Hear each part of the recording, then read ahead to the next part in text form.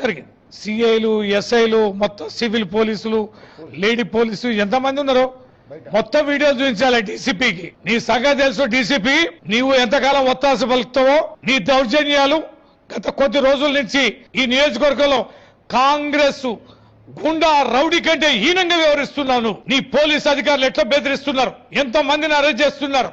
రాత్రి మా అరుణ్ కుమార్ ని కూడా చాలా మంది హోటల్ వాళ్ళ మీద, వ్యాపారస్తుల మీద, ఆ బూత్ కమిటీ కన్వీనర్లను పిలుస్తూ ఇవన్నీ కదా.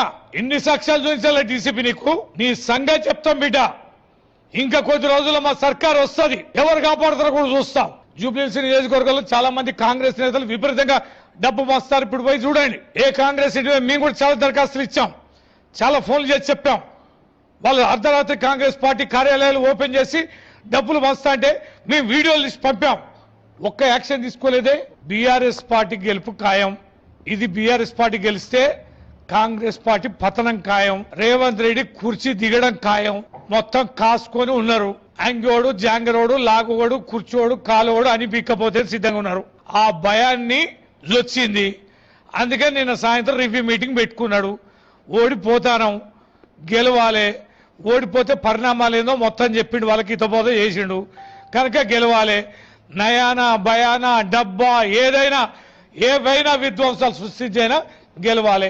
ఆ ప్రక్రియలో ఆయన ఇచ్చిన ఆదేశాల ప్రకారమే ఈ పనులన్నీ కూడా జరుగుతాయి.